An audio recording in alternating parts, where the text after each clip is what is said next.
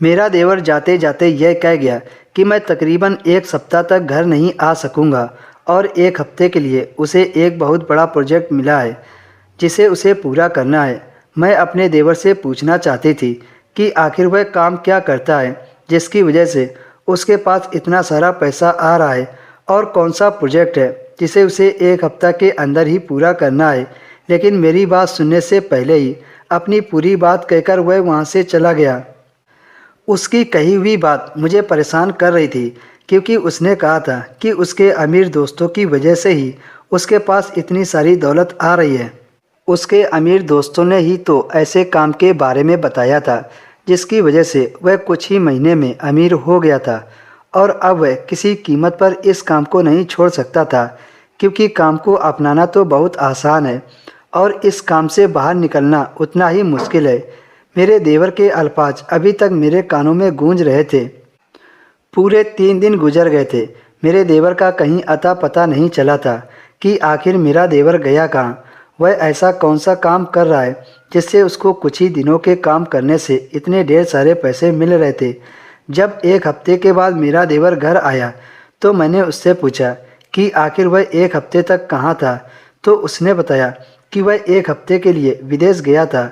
उसकी ऐसी बात सुनकर मुझे जोर का झटका लगा क्योंकि उसने तो मुझे कभी बताया ही नहीं था कि वह अपने मुल्क से बाहर जा रहा है।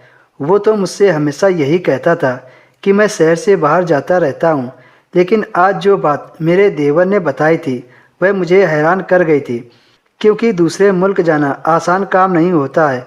फिर मैंने अपने देवर से पूछा कि तुमने वहाँ एक हफ्ते तक किया क्या था, तो उसने खूबसूरत सोने का हार निकालकर मेरे सामने रख दिया जिसे देखकर मेरी आंखों में चमक आ गई।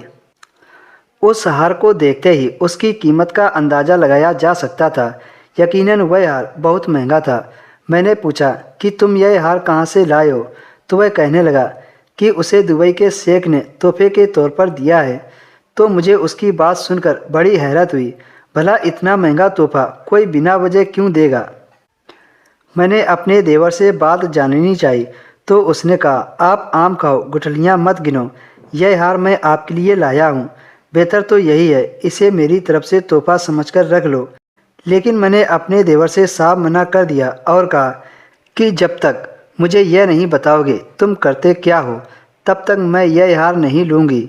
मेरी इस बात से मेरा देवर हैरान रह गया और वह हार लेकर वहाँ से चला गया। अब मुझे हकीकत जाननी थी क्योंकि आज से पहले कभी मेरे देवर ने मेरा हुक्म नहीं टाला था और आज वह बिना कोई जवाब दिए वहाँ से चला गया था।